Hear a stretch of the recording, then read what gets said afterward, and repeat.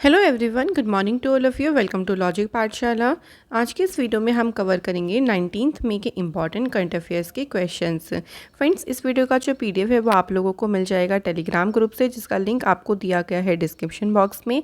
Make sure कि आप लोग टेलीग्राम को ज़रूर ज्वाइन करिए। वहाँ पर आपको पीडीएफ तो प्रोवाइड की जाती है, साथ ही साथ में आपको डेली क्विज भी कराया जाता है, जिससे आप अपना रिवीजन कर सकते हैं। पुराने करंट अफेयर्स या पुरानी जो भी हमारी वीडियोज़ आती हैं उन सभी के क्वेश्चंस को भी आप रिवाइज कर सकती है। तो चलिए फिर इस इम्पॉर्टेंट सेशन को शुरू करते हैं। और अगर वीडियो पसंद आए, आपको हेल्पफुल लगे, तो प्लीज़ इसे लाइक करिएगा, इसे शेयर करें ज़्यादा से ज़्यादा, ताकि और भी स्टूडेंट्स तक इस वीडियो की रीच हो सके। और चैनल पे नए हो तो आप सभी से रिक्वेस्ट है कि चैनल को सब्सक्राइब ज़रूर करें। शुरू करते हैं मोटिवेशन कोट से आज की इस क्लास को। You can't go back and change the beginning, but you can start where you are and changing the ending. भैया पूरा पीछे जाके वापस से चीज़ों को तो नहीं बदल सकते हो। मान लीजिए हाँ, आपने पीछे कुछ टाइम वेस्ट कर दिया या जो आप करना चाहते थे वो आपने नहीं किया। आप वापस क्या पास्ट पे नहीं जा सकते, लेकिन आप आज से उस चीज़ को स्टार्ट कर सकते हो और उसकी एंडिंग को आप चेंज कर सकते हो। तो इसलिए अगर कोई काम पास्ट में नहीं हुआ है तो उस पर रिग्रेट ना करें। बैठे ना ये सोच सोच के कि आगे भी मुझसे नहीं होगा। जी नहीं, आपको स्टार्ट करना है और आप देखना उस काम को एंड ज़रूर कर लोगे। तो चलिए आज की क्लास को शुरू करते हैं। India overtakes which country to became fourth largest vehicle market, यानी इंडिया ने किस देश को पीछे छोड़कर इंडिया अब चौथा सबसे बड़ा जो है वो लार्जेस्ट व्हीकल मार्केट बन गया है। तो इंडिया ने पीछे छोड़ा है किसे? जर्मनी को। ठीक है, अब ये किसके अकॉर्डिंग है? तो ये जो रिपोर्ट है इसे रिलीज किया गया था ऑर्गेनाइजेशन इंटरनेशनल डे कंस्ट्रक्शंस दी ऑटोमोबाइल्स के द्वारा। तो इस रिपोर्ट के अकॉर्डिंग ये बोला गया है कि भाई इंडिया जो है, सिंपली आप ध्यान रखेंगे, चौथे प्लेस पे आ गया है। पहले कौन था? जर्मनी था। फर्स्ट प्लेस पे है चाइना, जिसका सबसे बड़ा व्हीकल मार्केट है। सेकंड पे है यूएस और थर्ड पे है जापान। इंडिया, एक एजम्पशन यहाँ पे लगाया गया है कि 2025 तक ये एक्सपेक्ट किया जा रहा है कि इंडिया तीसरा लार्जेस्ट व्हीकल मार्केट बन जाएगा। ठीक है, तो ये थोड़ा सा आपको ईयर भी ध्यान रखना है। पहले पोजीशन का याद रखिएगा और इंडिया की पोजीशन ध्यान रखिए। इंडिया ने किसे पीछे छोड़ा है, उस कंट्री का नाम भी आपको याद रखना है। तो इस तरीके से क्वेश्चंस आप लोग ध्यान रखिएगा। नेक्स्ट क्वेश्चन है, the world's largest suspension bridge has opened to travellers in which country. भाई ये दुनिया का सबसे बड़ा सस्पेंशन ब्रिज है जिसे अभी ट्रेवलर्स के लिए ओपन किया गया है। कौन से देश में? सही आंसर यहाँ पे हो जाएगा चेक रिपब्लिक। तो ये जो सस्पेंशन ब्रिज है ना, जो कि सबसे बड़ा सस्पेंशन ब्रिज है, इसे चेक रिपब्लिक में यात्रियों के लिए खोल दिया गया है। ये जो ब्रिज है, लगभग इसको बनने में 2 साल लगे और इसे ऑफिशियली अब ओपन कर दिया गया है। अच्छा, इसका नाम ध्यान रखिएगा, इसका नाम है स्काई ब्रिज 721। ये इसे नाम दिया गया है। ये भी पूछ सकते हैं कि भाई इस ब्रिज का नाम बताइए। ठीक है, जो ये ब्रिज है ना, ये 154 मीटर लंबा है। 154 मीटर लंबा है नेपाल के बागलुंग पार्वत फुट ब्रिज से, जो कि सबसे बड़ा सस्पेंशन ब्रिज था, लेकिन उससे भी बड़ा है ये चेक रिपब्लिक का स्काई ब्रिज। ठीक है फ्रेंड, ये आपको कुछ इंपॉर्टेंट पॉइंट्स के बारे में ध्यान रखना है। कुछ और न्यूज़ की बात करते हैं तो देखिए, चेक रिपब्लिक जो है इसने अभी रशिया को रिप्लेस किया था यूएन ह्यूमन राइट काउंसिल में। वियतनाम में ओपन किया गया दुनिया का सबसे बड़ा ग्लास बॉटम ब्रिज। ये ध्यान रखिएगा यह कंट्री का नाम। साउथ कोरिया बनी पहली एशियन कंट्री जिसने नाटो साइबर डिफेंस ग्रुप को ज्वाइन किया। और ब्राज़ील में जो गार्डन सिटियो बर्ड मार्क्स है, उसे यूनेस्को की वर्ल्ड हेरिटेज स्टेटस का दर्जा दिया गया है। तो ये कुछ आपकी इंटरनेशनल न्यूज़ हैं, याद रखिएगा। पुरानी न्यूज़ को भी हम साथ में लेके चलते हैं, जिससे हम पुरानी न्यूज़ के साथ भी बने रहें। चलिए नेक्स्ट क्वेश्चन पे बढ़ते हैं। Who among the followings has been appointed as the next ambassador to Nepal. तो देखिए, नेपाल में अगले राजदूत के रूप में किसे नियुक्त किया गया है? सही आंसर यहाँ पे हो जाएगा नवीन श्रीवास्तवा। बात करते हैं अगर इनके बारे में नवीन श्रीवास्तव की, तो करंटली इनके पास एडिशनल सेक्रेटरी का चार्ज था एक्सटर्नल अफेयर मिनिस्ट्री में। इन्होंने विनय क्वात्रा को सक्सीड किया है, who became foreign secretary this month as the envoy to Kathmandu. तो इस महीने विदेश सचिव बने हैं ये काठमांडू के एनवॉय के रूप में। Srivastava joined the Indian foreign service in 1993। तो 1993 में इन्होंने इंडियन फॉरेन सर्विस को ज्वाइन किया था। तो सिंपली क्वेश्चन ध्यान रखिएगा कि कौन सी कंट्री के बने, आपको इनका नाम दे देंगे। देखिए नवीन श्रीवास्तव कौन से देश के नेक्स्ट एम्बेसडर बने, द नेपाल आंसर होगा, और कंट्री का नाम देके आपसे इनका नाम भी पूछ सकते हैं। अब बात करते हैं नेपाल की। तो देखिए नेपाल जिसे federal democratic Republic of Nepal के नाम से जाना जाता है, ये साउथ एशिया की लैंडलॉक कंट्री, आप देख सकते हैं यहाँ है नेपाल की लोकेशन। लैंडलॉक कंट्री होती है जो हर तरफ से लैंड से ही घिरी हो। तो आप देख सकते हैं यहाँ पे चाइना है, इधर इंडिया की स्टेट्स हैं ये और चारों तरफ से ये लैंड, यानी इसका जो बॉर्डर है वो किसी ना किसी लैंड से ही लग रहा है। कैपिटल है इसकी काठमांडू, करेंसी है नेपालीज रुपी, प्राइम मिनिस्टर है शेर बहादुर दुबे और प्रेसिडेंट है विद्या देवी भंडारी। अगले क्वेश्चन की तरफ बढ़ते हैं। तो देखिए अगले क्वेश्चन में पूछा है, Lok Sabha speaker Om Birla has launched the dash phase of Suposhit Maa अभियान इन कोटा राजस्थान। तो अभी लोकसभा स्पीकर ओम बिरला ने कौन सा फेज़ शुरू किया है या कौन से फेज़ को लॉन्च किया है, किसके, सुपोषित माँ अभियान के। कहाँ पे किया है, तो कोटा राजस्थान में किया है। तो इसका शुरू हुआ है सेकंड फेज़। देखो ये क्वेश्चन दो तरीके से और पूछ सकते हैं कि ये जो सेकंड फेज़ है सुपोषित माँ अभियान का, ये किसने लॉन्च किया है। आपका आंसर होगा ओम बिरला। कहाँ से लॉन्च किया गया है, कोटा राजस्थान से। तो इस तरीके से क्वेश्चन यहाँ से पुटअप हो सकते हैं।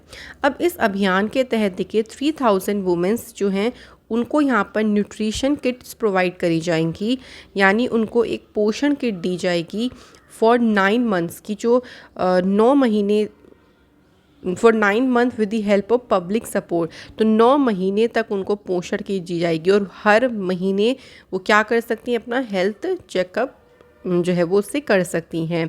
ये जो कैंपेन है इसका मेन उद्देश्य ये है, देखिए कि इंडिया को मेल न्यूट्रिशन फ्री बनाना है, यानी कुपोषण मुक्त भारत को बनाना है।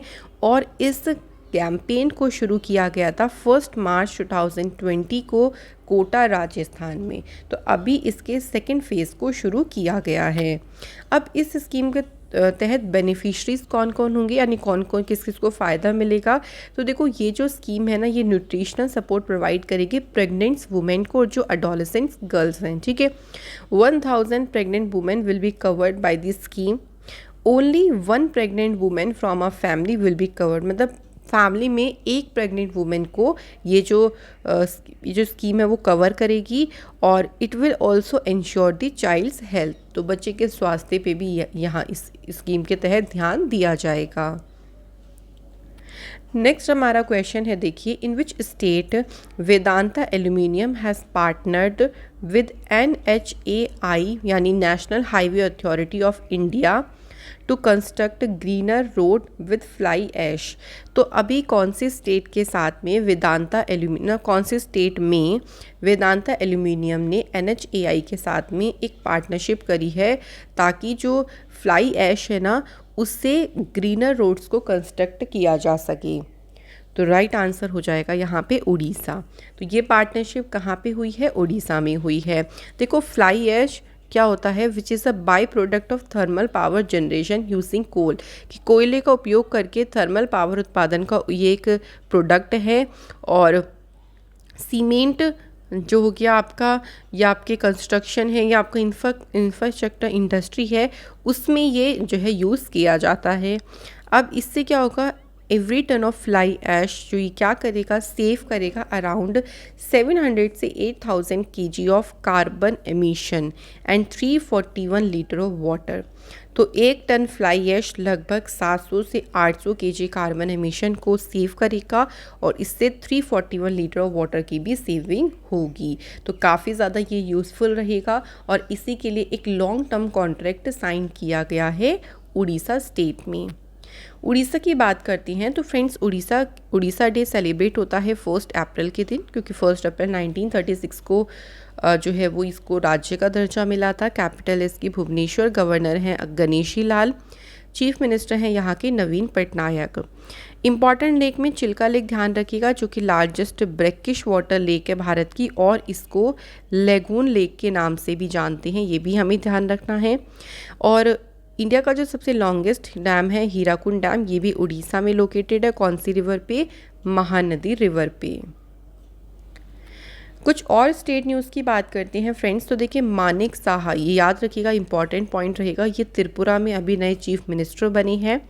हरियाणा की सरकार ने ई अधिगम योजना शुरू करी to distribute tablets to students. Haryana की ये सरकार ने चारा विजय योजना शुरू किया है फॉर फोडर कल्टीवेटिंग फार्मर्स के लिए। केरल की सरकार ने सहीली एप्लीकेशन को शुरू किया, इससे डायग्नोस किया जा सकता है और जो लाइफस्टाइल डिसीजेस हैं उनको कंट्रोल किया जा सकता है।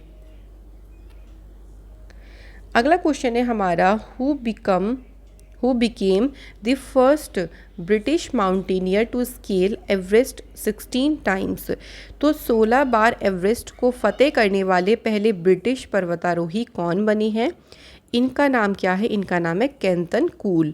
देखिए यहाँ से ध्यान रखिएगा, इनके कंट्री भी पूछ सकते हैं। तो ब्रिटिश या आप कह लीजिए ब्रिटेन से बिलोंग करते हैं और पहले ब्रिटिश माउंटेनियर हैं जिन्होंने एवरेस्ट को 16 बार जो है स्केल किया है, और एक तरीके से इन्होंने एक रिकॉर्ड भी यहाँ पे क्रिएट किया है।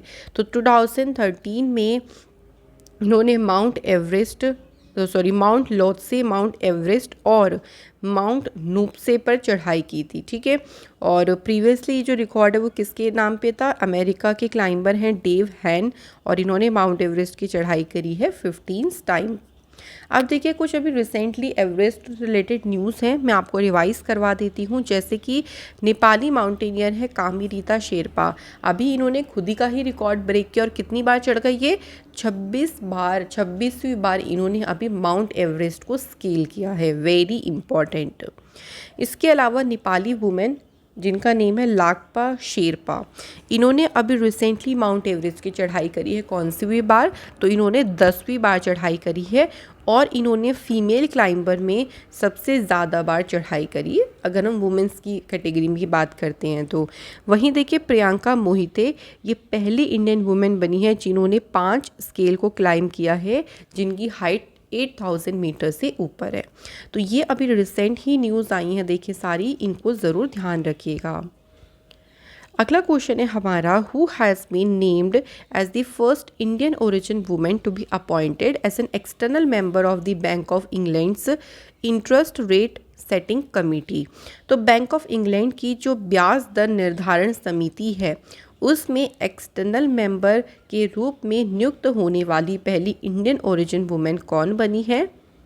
सही आंसर है यहाँ पे स्वाति ढींगरा। तो इनका नाम ध्यान रखिएगा, ये इंपॉर्टेंट क्वेश्चन है। इन्होंने मॉनेटरी पॉलिसी कमेटी को ज्वाइन किया था 9th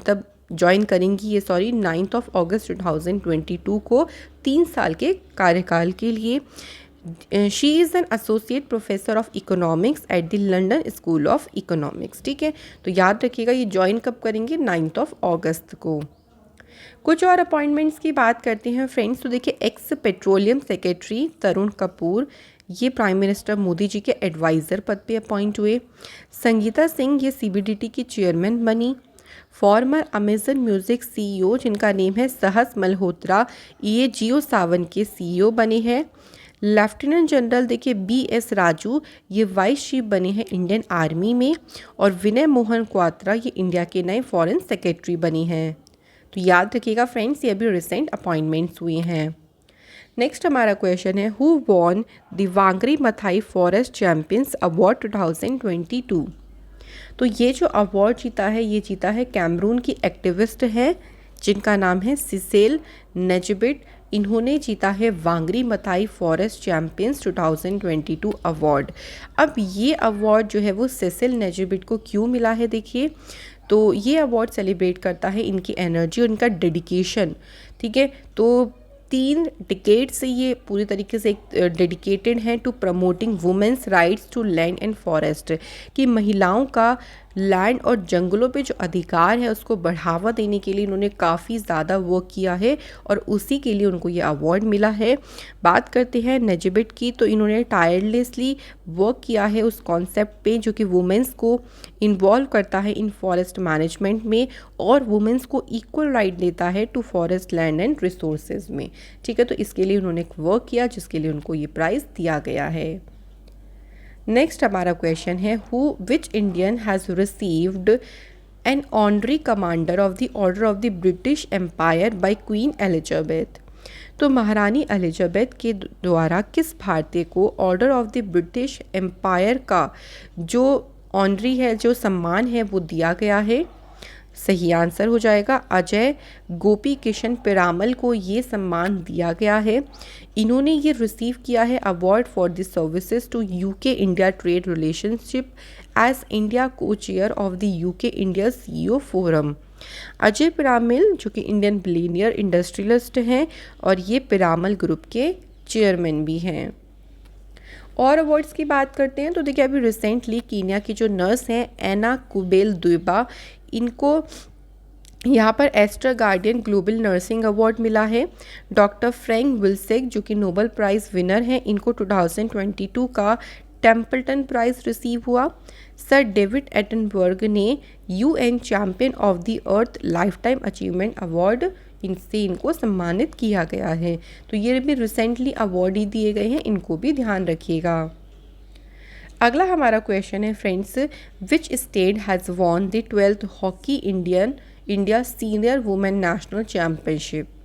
12वीं जो हॉकी इंडिया सीनियर महिला चैम्पियनशिप है ये किसने जीती है?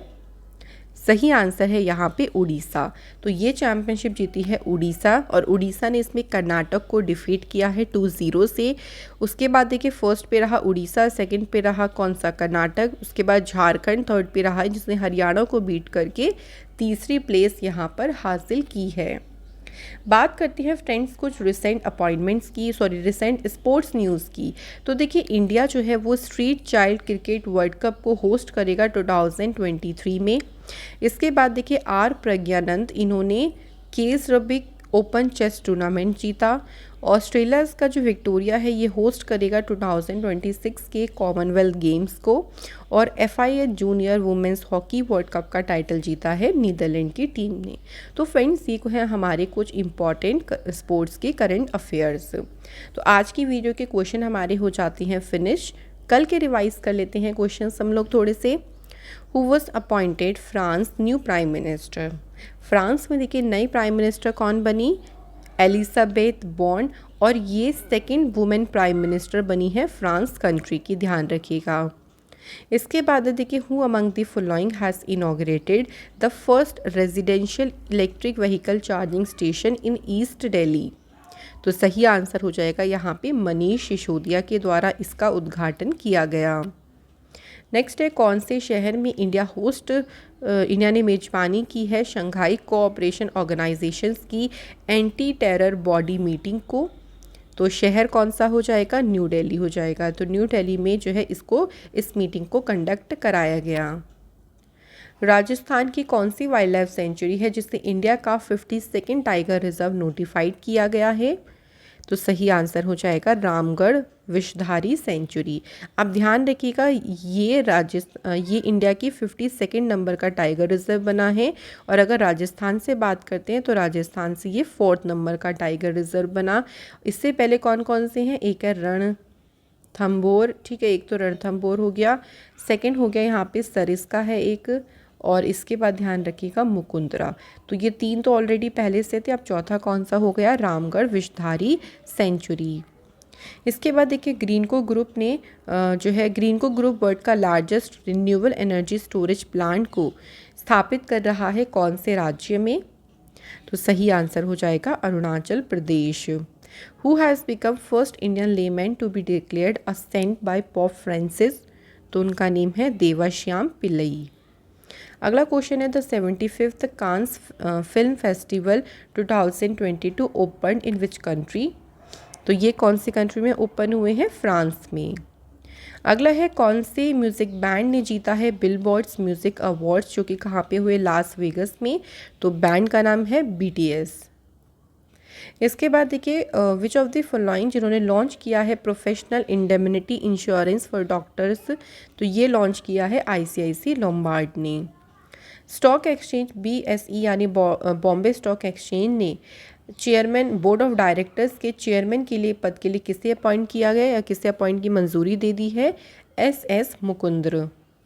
उबेर कप यानी किसने जीता है? तो ये साउथ कोरिया की टीम ने जीता है। ध्यान रखिएगा जो उबेर कप होता है ना, ये वुमेंस की चैम्पियनशिप होती है, वुमेंस की बैडमिंटन चैम्पियनशिप, ठीक है।